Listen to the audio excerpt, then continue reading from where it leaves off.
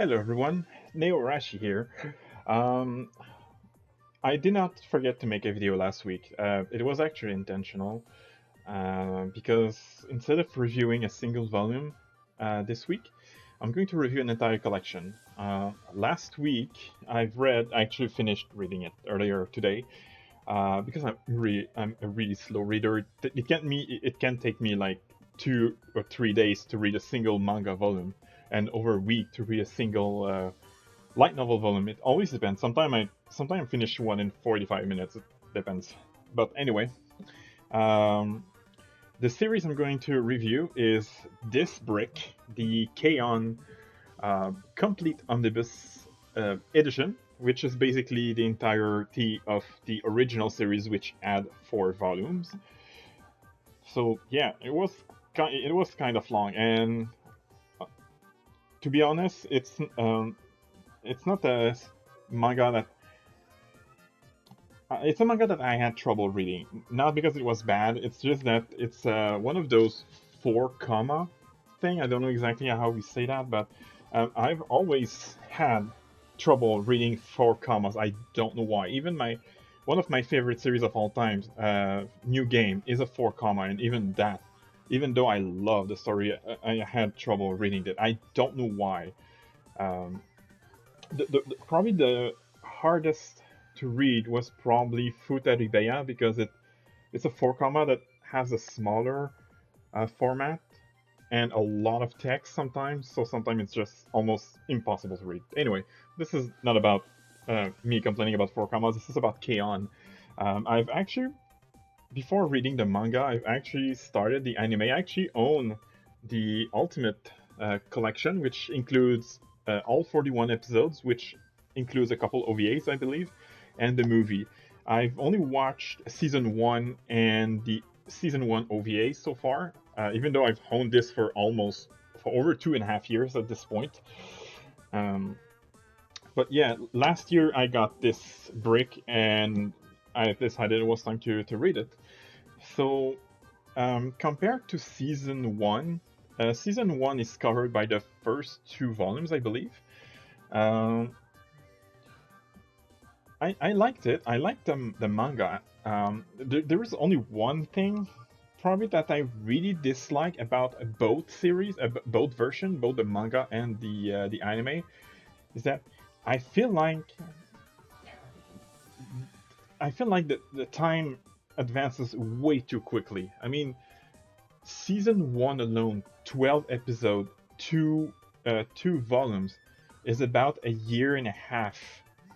A year and a half takes place within uh, volume one and two and the first season. In the anime, I believe they reached second year of high school by the end of episode 7, I believe, or something like that. I don't know why time advances so quickly.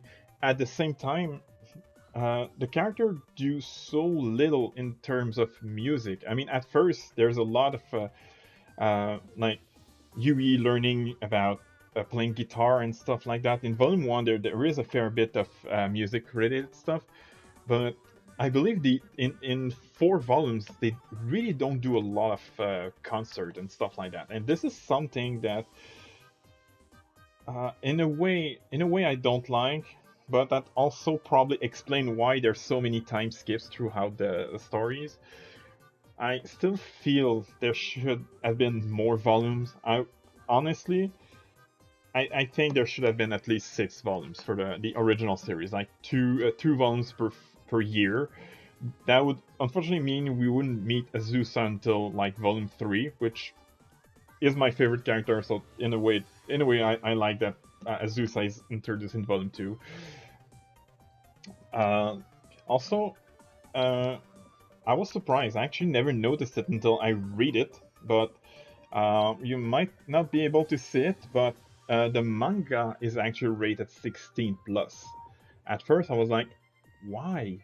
And when I've read it, I immediately knew why.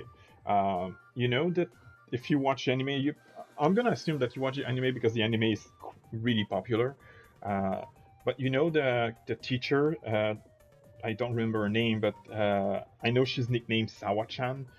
She was kind of a pervert creep in the anime, at least season one, but she's basically worse in the manga. She's like, honestly, if Sawa-chan existed, if the anime version of Sawa-chan existed in real life, she would get fired immediately. But if she existed, if the manga version of her existed in real life, she would get arrested for sexual harassment. It's that bad. I mean, it's a series where all the characters are girls, so it's ha ha ha funny and all, but it was kind of uncomfortable to read, especially since sometime I read parts of this in a bus, so I was like, oh shit, no, I'm gonna close the book and read it later.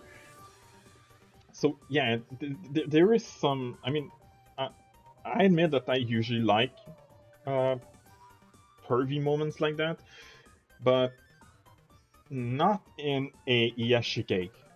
I usually when I like to read or watch like pervy scenes, it's because I know I'm reading or watching something that's classified as ecchi.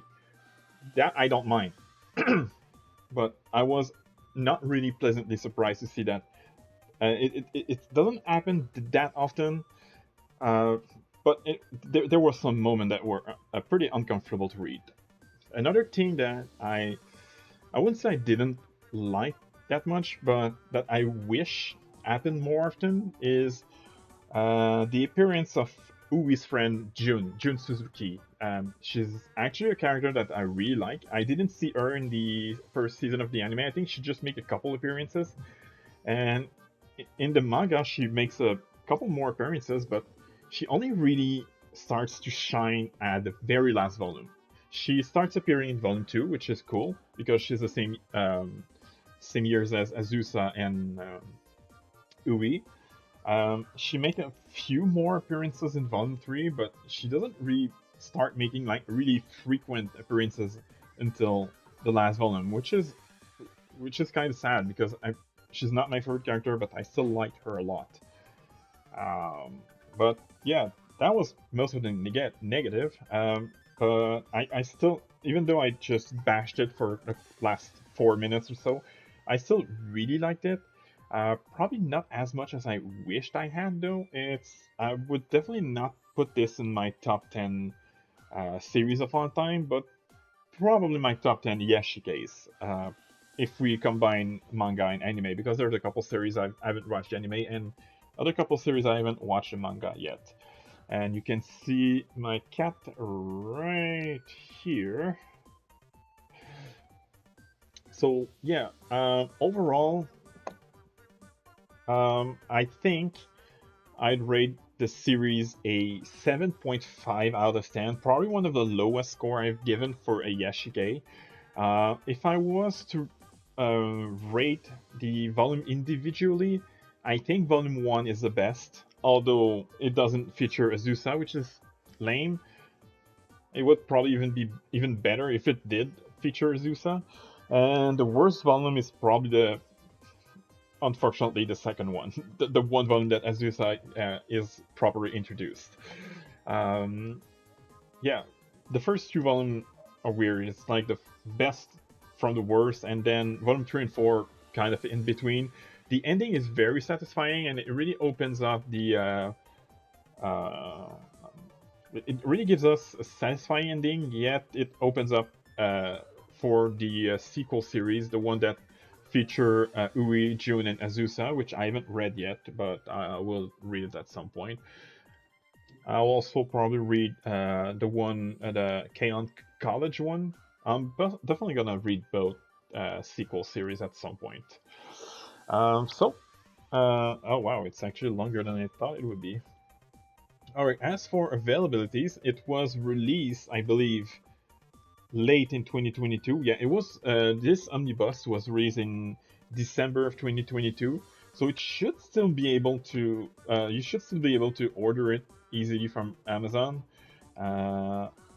As you can see, I already had K-On! Typed, and I kind of want to see what the K-On calculator is about, but this is about the manga, so K-On.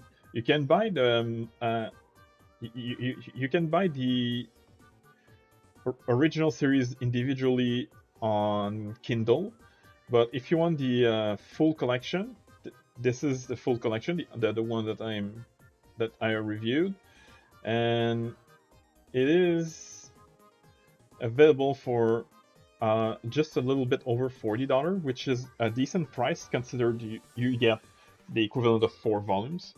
And something I forgot to mention, and that I actually love, is that they kept the original colored page of what I'm assuming was in the original like standalone volumes, and there are quite a lot of them. Not just this is like the beginning of a volume. This is the beginning of volume 3, I believe, but there are also random colored pages. Like at the beginning of a couple chapter, and this is something that's really cool if you like to see colors at some point.